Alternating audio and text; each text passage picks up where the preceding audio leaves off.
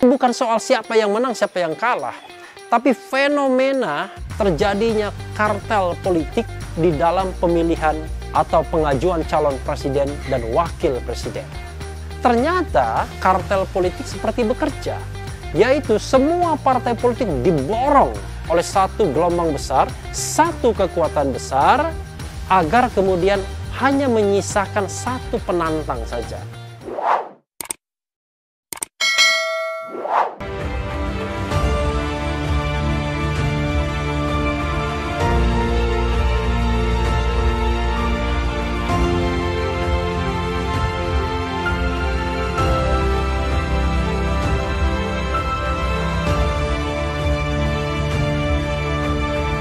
Sobat RH sekalian, jumpa lagi di channel yang keren. Tapi sekarang kerennya ditambah keren cadas. Ya, ini kepanjangan keren cadasnya ya. Ini edisi CLBK yang lain. Apa CLBK? Cinta Lama Bersemi Kembali. Oh enggak ya. Kalau di Refli Harun, CLBK itu adalah cara lo belajar konstitusi. Nah, apa yang ingin kita pelajari saat ini? Yaitu sesuai dengan judulnya, apa lo mau? Anies, Ganjar, Ridwan Kamil, bahkan Ahok menjadi calon presiden 2024. Ya, kenapa menyebut nama-nama itu? Karena untuk sementara ya, nama-nama itulah yang sekarang beredar di masyarakat. Mereka punya usia yang golden age ketika tahun 2024. Ahok kelahiran tahun 66. Ganjar kelahiran tahun 68, Anies kelahiran tahun 69, Ridwan Kamil kelahiran tahun 71, Refli Harun kelahiran tahun 70. Ya, kalau Refli Harun jadi kritikus saja ya, kritikus calon presiden. Persoalannya adalah untuk menjadi calon presiden persyaratannya harus didukung oleh 20% kursi DPR dan 25% suara nasional pemilihan anggota DPR pada tahun sebelumnya. Nah, jadi kalau 2024, maka hasil pemilunya adalah hasil pemilu 2019 kemarin. Nah, ini yang kita sebut dengan presidential threshold, yaitu ambang batas untuk pencalonan presiden dan wakil presiden. Sebagaimana kita ketahui, sudah sejak lama sesungguhnya saya dan komponen society, orang-orang waras lainnya ya, mengkritik ketentuan ini. Karena ketentuan ini, pertama, kalau dipandang dari sudut hukum tata negara, di sudut konstitusi, nyata-nyata bertentangan dengan ketentuan konstitusi kita, Undang-Undang Dasar 1945, yaitu pasal 6A ayat 2. Pasal 6A ayat 2 itu mengatakan bahwa pasangan calon presiden dan wakil presiden diajukan oleh partai politik atau gabungan partai politik peserta pemilihan umum sebelum pemilu itu sendiri. Jadi sesungguhnya kalau kita bicara constitutional standingnya adalah as long as sebuah partai politik itu menjadi peserta pemilu, maka dia memiliki constitutional standing, constitutional right untuk mencalonkan pasangan presiden dan calon presiden. Kita ketahui bahwa terakhir-terakhir ini yang menjadi peserta pemilu tidak banyak lagi. Tidak seperti tahun 1999 yang 48 partai politik. Sekarang yang menjadi peserta pemilu ya paling belasan partai politik saja. Terakhir yang menjadi peserta pemilu itu 16 partai politik saja. Jadi bukan puluhan partai politik lagi. Nah, seharusnya mereka diberikan hak untuk mengajukan calon presiden dan wakil presiden sesuai dengan ketentuan konstitusional pasal 6A ayat 2 Undang-Undang Dasar 1945. Tetapi sayangnya, Sobat RH sekalian, dari tahun ke tahun undang-undang pemilu atau undang-undang pemilihan presiden dan wakil presiden selalu memberlakukan presidensial threshold.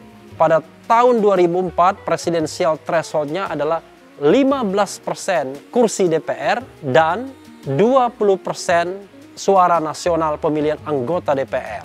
Lalu kemudian tahun 2009 thresholdnya dinaikkan menjadi 20% kursi dan 25% suara. Demikian juga tahun 2014 dan terakhir kemarin 2019. Apa yang salah dengan presidensial threshold tersebut? Pertama, tadi saya mengatakan itu bertentangan dengan Undang-Undang Dasar. Tetapi sayangnya, ketika ketentuan ini diujikan di Mahkamah Konstitusi berkali-kali sejak sebelum pemilu 2009, Mahkamah Konstitusi selalu menolak, mengatakan bahwa ini adalah legal policy. Itu adalah kebijakan pembentuk undang-undang. Terserah DPR, terserah pembentuk undang-undang untuk membuat presidensial threshold ada atau tidak. Pada pemilu 2004, kita punya calon presiden 5 pasang. Masih ingat nggak? 1 adalah pasangan pemenang, Susilo Bambang Yudhoyono berpasangan dengan Yusuf Kalla. Lalu runner up-nya pasangan Megawati dan Hashim Mujadi. Kemudian pasangan berikutnya adalah Wiranto dengan Solahuddin Wahid. Pasangan berikutnya Amin Rais dengan Yudo Husodo. Lalu kemudian pasangan terakhir adalah Hamzah Has dengan Agung Gumelar. Kenapa bisa 5 pasangan? Padahal thresholdnya cukup tinggi. Karena pada waktu itu masih menggunakan pasal peralihan. Yaitu cukup dengan 3% kursi DPR dan 5% suara nasional pemilihan anggota DPR. Kenapa menggunakan pasal peralihan pada waktu itu? Padahal ketentuannya 15% kursi dan 20% suara. Karena pada waktu itu tahun 2004 adalah pemilihan presiden yang pertama kali. Jadi pada waktu itu ada aspirasi baik di kalangan anggota dewan maupun di masyarakat agar thresholdnya jangan terlalu berat, agar partisipasi lebih banyak. Jadi pasangan calonnya lumayan jumlahnya. Dan ternyata memang benar ada 5 pasangan calon. Tapi pada pemilu 2009 ketika presidensial threshold dengan angka tinggi ini diterapkan, pasangannya tinggal 3 saja. Yaitu pasangan incumbent Susilo Bambang Yudhoyono berpasangan dengan Budiono. Lalu penantangnya pasangan Megawati Soekarno Putri berpasangan dengan Prabowo. Ingat ya, Mega pernah berpasangan dengan Prabowo. Dan pasangan ketiga adalah pasangan Yusuf Kalla, incumbent wakil presiden berpasangan dengan Wiranto yang pada tahun 2004 menjadi calon presiden. Jadi turun tahta dia dari calon presiden menjadi calon wakil presiden. Dari 3 pasangan calon ini kita tahu akhirnya yang menang 1 putaran saja adalah pasangan SBY dan Budiono. Tetapi Sobat RH sekalian, dalam 2 perhelatan pemilu terakhir ini, yaitu 2014 dan 2019, hanya ada 2 pasangan calon saja. Pada tahun 2014 pasangan calonnya adalah Jokowi berpasangan dengan Yusuf Kalla. Ya, jadi Yusuf Kalla maju lagi sebagai calon wakil presiden setelah pemilu 2004. 2009 maju peruntungan sebagai calon presiden tapi gagal. Lalu kemudian 2014 maju lagi sebagai wakil presiden berpasangan dengan Jokowi melawan pasangan Prabowo berpasangan dengan Hatta Rajasa. Dan kita tahu yang menang adalah Jokowi berpasangan dengan Yusuf Kalla. Pada tahun 2019 Jokowi kembali berhadapan dengan Prabowo dengan pasangan yang berbeda. Prabowo menggandeng anak muda Sandi Uno, lalu kemudian Jokowi menggandeng orang yang jauh lebih senior ternyata, yaitu Kiai Haji Ma'ruf Amin. Nah, kita tahu yang terjadi adalah Jokowi dan Ma'ruf Amin yang menang. Tapi bukan soal siapa yang menang, siapa yang kalah. Tapi fenomena terjadinya kartel politik di dalam pemilihan atau pengajuan calon presiden dan wakil presiden. Kita tahu nama yang beredar sejak tahun 2014 itu banyak sekali. Masing-masing partai politik itu sudah memunculkan nama-nama. Golkar misalnya dengan Abu Rizal Bakrinya sang ketua umum sudah berkampanye di mana-mana. Demikian juga pada tahun 2019. Ketua umum partai juga berkampanye untuk pemilihan presiden ke depan. Yang paling getol adalah PKB dengan Muhaimin Iskandarnya. Tetapi memang kampanyenya sebagai calon wakil presiden pada waktu itu, bukan calon presiden. Karena pada waktu itu memang seolah-olah jatah capres itu hanya untuk incumbent dan 1 penantang saja. Jadi kalau Anda mau ikut koalisi incumbent ya maka jatah Anda hanya capres. Persoalannya adalah walaupun secara teoritis angkanya memungkinkan, kalau 20% yang dipakai memungkinkan adanya 4 pasangan calon, kan tidak mungkin distribusinya merata 20% sehingga 20 kali 5 100%, kan tidak mungkin, rasanya mustahil. 4 pasangan calon, lalu kalau dipakai angka 25% maka maksimal 3 pasangan calon. Itu saja sudah sangat very limited, ya, sudah sangat sedikit sekali, sudah sangat terbatas. Ternyata dalam tanda kutip, ini mohon maaf, kartel politik seperti bekerja. Yaitu semua partai politik diborong oleh satu gelombang besar, satu kekuatan besar, agar kemudian hanya menyisakan satu penantang saja.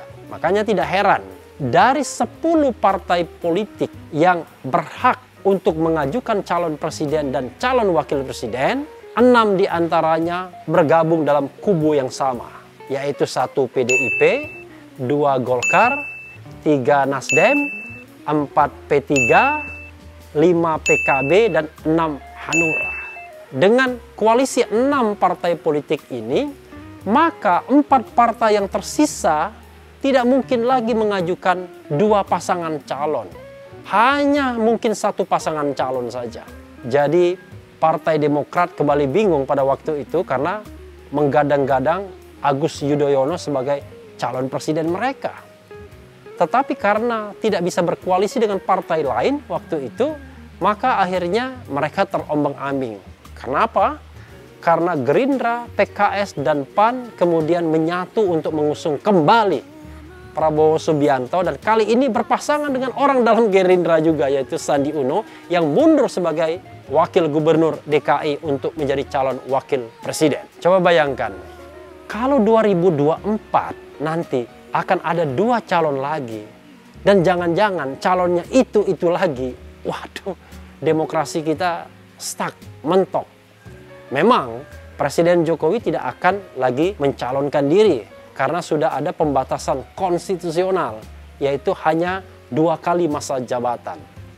Tetapi Pak Prabowo masih mungkin menjadi calon lagi. Jadi kalau Pak Prabowo menjadi calon presiden lagi, maka dia akan menjadi calon presiden 3 kali dan sekali calon wakil presiden. Luar biasa kan? Berarti dalam kurun waktu 2009 sampai 2024, bahkan 2004 sesungguhnya Prabowo Subianto juga ikut dalam konvensi Partai Golkar. Tapi pada waktu itu konvensi dimenangkan oleh Pak Wiranto.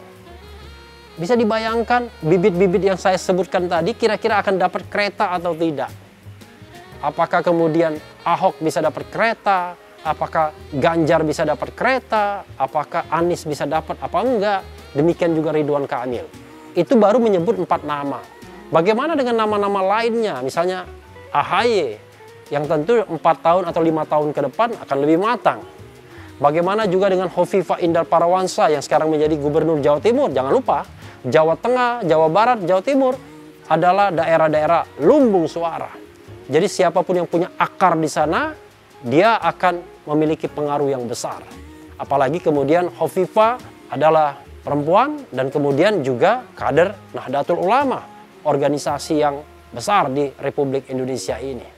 Tapi nama-nama itu sehebat apapun, kalau kartel politik bekerja untuk memborong semua partai politik, tidak akan ada gunanya. Maka logika yang sama akan terjadi seperti 2019 dan 2014 sebelumnya. Yaitu semua partai politik digrab menjadi satu arus kekuatan, lalu kemudian menyisakan 1, 2, atau 3 partai saja di luar koalisi besar agar ada satu pasangan calon lain. Bisa bayangkan, kalau seandainya konstelasinya seperti saat ini, mungkin akan berhadapan lagi cebong dan kampret. Ya, ini mohon maaf Sobat Era sekalian ya. Saya menggunakan istilah yang tidak proper sesungguhnya dalam konteks saat ini pasca Pilpres harusnya. Tetapi saya hanya ingin mengatakan apa adanya. Jadi partai yang ada di parlemen sekarang, Golkar, Partai Nasdem, Partai PDIP, kemudian PKB, P3, dan jangan lupa Gerindra juga in between posisinya. Pak Prabowo sudah ada di kabinet.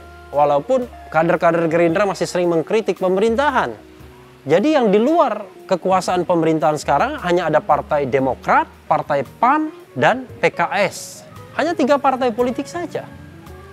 Artinya, kalau di sini 6 partai politik sudah terbentuk dan kemudian tinggal meninggalkan 6 saja, bisa jadi akan terjadi lagi head to head 2 pasangan calon.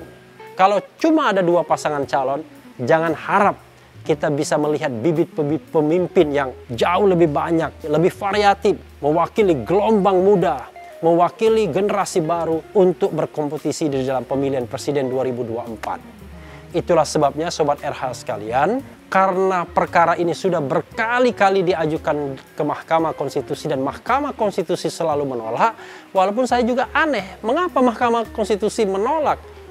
Karena jelas-jelas di dalam pasal 6 ayat 2 Undang-Undang Dasar 1945 dikatakan ini adalah hak partai politik dan gabungan partai politik peserta pemilu. Itu saya katakan sebagai constitutional right. Dan constitutional right itu tidak boleh dihilangkan di dalam peraturan di bawah konstitusi, dalam hal ini Undang-Undang Pemilu, yaitu Undang-Undang Nomor 7 Tahun 2017. Tetapi MK kemudian memberikan analisis mirip seperti analis politik, bahwa ini gunanya adalah untuk memperkuat sistem pemerintahan presidensil dan lain sebagainya. Putusan MK itu banyak dikritik.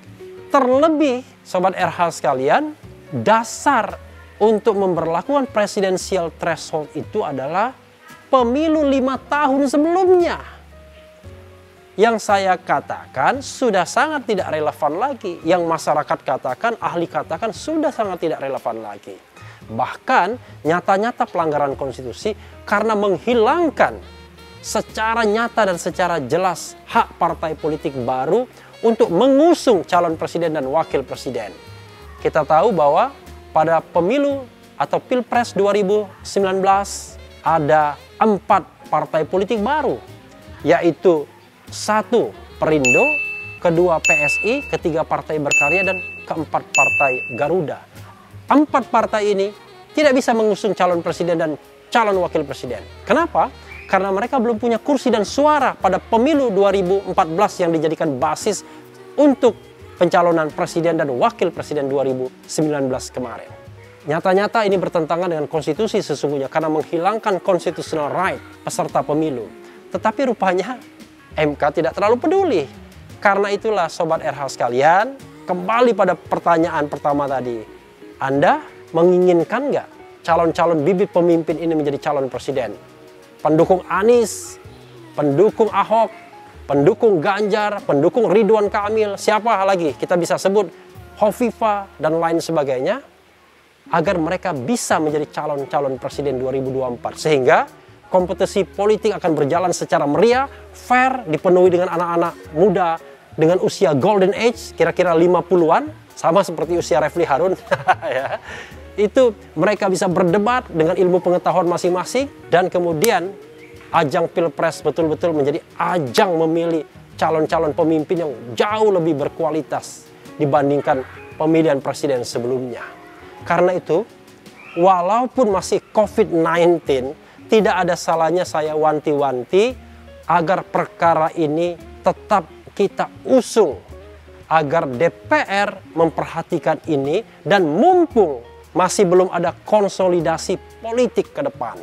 Karena kalau sudah ada konsolidasi politik menjelang pemilu, sudah sulit mungkin kita menghapus ketentuan presidensial threshold ini. Saya berharap Sobat RH sekalian akan ada revisi Undang-Undang 7 2017, terutama pasal 222 yang menyangkut ambang batas pemilihan presiden dan wakil presiden. Harapan saya dihapuskan sama sekali ambang batas itu. Bukan dijadikan 0, tetapi tanpa ambang batas. Karena keyakinan saya dan keyakinan banyak pakar hukum tata negara lainnya, ambang batas itu bertentangan dengan konstitusi, walaupun fakta hari ini MK masih menyatakan konstitusional. Saya berharap, kita berharap, semua berharap pembangunan politik kita ke depan jauh lebih sehat, jauh lebih jangka panjang, jauh lebih memberikan kesempatan pada generasi-generasi baru untuk memimpin negeri ini. Sobat Hera, itu saja perbincangan mengenai kans, kemungkinan Anies, Ganjar, Ridwan Kamil, Ahok menjadi Capres 2024. Jangan lupa tetap di channel yang keren dan cadas ini, keren cadas ya. Karena di channel ini Anda akan ditipu, dirayu, dibaperin, diuber di jalan lurus. Karena channel ini adalah channel yang mengancam, memeras, dan membenci. Itu saja. Jangan lupa subscribe, comment, like, and share.